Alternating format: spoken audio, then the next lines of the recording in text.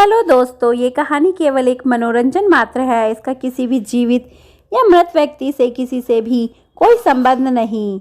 अगर कोई संबंध होता भी है तो यह मात्र एक संयोग होगा।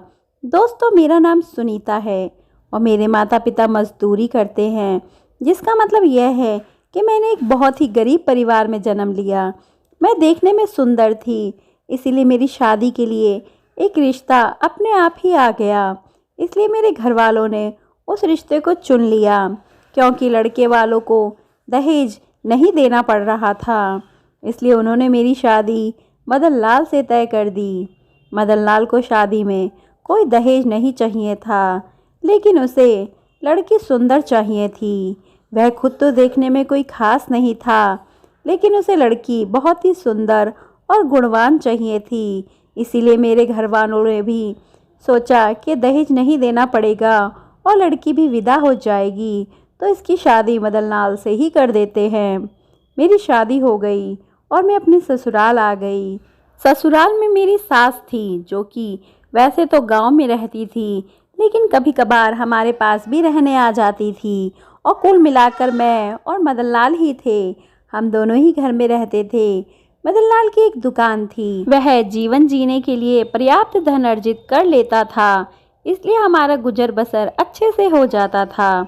लेकिन जब भी मेरी सास हमारे पास रहने आती तो वह अपने बेटे से मेरी शिकायत करती रहती, और उनका बेटा भी बिना बात के ही मुझे मारता पीटता रहता। लेकिन मैं चुपचाप सब सह लेती, क्योंकि मैं कर भी क्या सकती थी। मैं पढ़ी लिखी भी नहीं थी कि नौकरी करके अपना पेट पाल सकूं। इसलिए मुझे उनकी सारी बातों को चुपचाप सहना पड़ता था, और धीरे धीरे मैंने ऐसे ही जीना सीख लिया था। दिन गुजरते गए और मैं भी इन सब की आदी हो गई। अब मुझे कोई फ़र्क नहीं पड़ता था कि मदन लाल मुझे क्या कहता है। और कुछ दिनों बाद फिर मैं गर्भवती हो गई। लेकिन हद तो तब हो गई जब मैंने एक बेटी को जन्म दिया, और इस बात के लिए मदन लाल की माँ और मदन लाल ने मुझे घर से निकल जाने को कहा, और मुझे बहुत मारा पीटा भी। उसने कहा कि तूने बेटी को जन्म दिया है, तूने मेरा खर्चा बढ़ा दिया है, इसलिए तू इस घर में रहने के लायक नहीं है। मैं इस बेटी को अपना नहीं मानता। तू इस घर से निकल जा। मैं अब दूसरी शादी करूँगा और मैं तेरे को अपने साथ नहीं रखूँगा। मैं क्या करती। मैंने उसके बहुत हाथ पैर जोड़े, लेकिन उसने मेरी एक ना सुनी और दरवाजे का फाटक मेरे मुंह पर बंद कर दिया। मैं रोती हुई अपनी सहेली के पास गई और मैंने उससे कहा कि मेरी मदद कर दे। मैंने अपनी बेटी को गोद में लिया और मैं अपनी सहेली के साथ उसके घर चली आई। उसने मुझे अपने घर के पास ही एक किराए पर मकान दिलवा दिया, और कुछ घरों में मेरा झाड़ू पोछे का काम भी लगवा दिया। अब मैं अपना काम करती और अपनी बेटी को पालती। पूरे दिन मेरी सहेली मेरी बेटी को संभाल लेती, और जिसकी वजह से मुझे काम करने में भी इतनी परेशानी ना होती। अब मुझे इतने पैसे मिलने लगे थे कि मेरा गुजारा ठीक ठाक से हो जाता था। अब मेरी बेटी भी बड़ी हो रही थी। मेरी सहेली ने मुझे खबर दी कि मदन लाल ने जो दूसरी शादी की थी उससे उसका एक बेटा और एक बेटी है। मैंने कहा चलो, कम से कम जो नई वाली आई है वो तो खुश है कि उसने बेटे को जन्म दिया है। खैर, अब मैं इन सब से बहुत दूर हो चुकी थी। अब मुझे सिर्फ अपनी बेटी को पाल पोस कर बड़ा करना था और इस लायक बनाना था कि जैसा मेरा जीवन बर्बाद हुआ उसका जीवन वैसा ना हो। मेरी बेटी पढ़ने में बहुत तेज़ थी। वह इतनी ज़्यादा होशियार थी कि उसे हर साल वजीफ़ा मिलता, जिसकी वजह से उसकी पढ़ाई लिखाई का सारा खर्चा उसी वजीफ़े के पैसों से हो जाता था। और जैसे जैसे वह बड़ी होती गई और ज़्यादा पढ़ाई में होशियार होती गई, वह हर साल अव्वल आती, इसलिए उसकी सारी पढ़ाई का खर्चा सरकार ने ले लिया था। अब मुझे उसकी पढ़ाई को लेकर इतनी ज़्यादा चिंता नहीं थी, क्योंकि सारी जिम्मेदारी सरकार ने उठा ली थी। मेरी बेटी धीरे धीरे बड़ी होती गई और वह इतनी होशियार थी कि पूरे ज़िले में ही नहीं बल्कि पूरे राज्य में ही अव्वल आई थी। इसलिए उसकी आगे की पढ़ाई की जिम्मेदारी सारी की सारी सरकार ने ले ली थी। वह मेरी सहेली ने बताया, मदन लाल का बेटा अब शराबी हो गया था और उसके किस्से दूर दूर तक मशहूर होने लगे थे। कोई कहता कि यह लड़का बहुत बड़ा शराबी है। अपनी सहेली की बात सुनकर मुझे ये विश्वास हुआ कि मदन लाल के बेटे को मदन लाल के कर्मों की ही सज़ा मिल रही है। अब मेरी बेटी बड़ी हो गई थी और सरकार की तरफ से डॉक्टरी की पढ़ाई करने के लिए दूसरे शहर गई हुई थी। उसकी पढ़ाई की वर्ष पूरे हो चुके थे और वह एक बहुत बड़ी डॉक्टर बनकर मेरे पास लौट आई थी। आज मेरी खुशी का ठिकाना ना था, क्योंकि मेरी बेटी ने मेरे लिए आज सब कुछ मेरे कदमों में लाकर रख दिया था। उसने मेरे लिए एक घर लिया, नौकर चाकर मेरे लिए लगा दिए कि मेरी माँ को कुछ काम ना करना पड़े।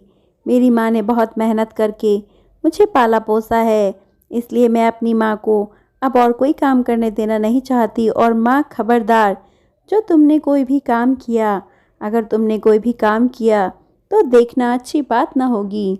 अपनी बेटी की बातें सुनकर मेरी आंखों में खुशी के आंसू आ गए। कुछ दिन बाद मैं अपनी सहेली के घर गई तो मेरी सहेली ने बताया कि मदन लाल के लड़के को शराब की वजह से कोई बहुत बड़ी बीमारी हो गई है, जिसके इलाज में मदन लाल ने अपना घर और दुकान गिरवी रख दिया है। अब मदन लाल दर दर की ठोकरें खाता घूम रहा है और अपने बच्चों के इलाज की भीख मांग रहा है।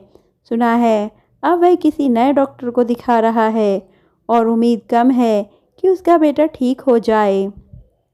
वही मदन लाल की लड़की किसी और लड़के के साथ भाग गई, उसने शादी कर ली।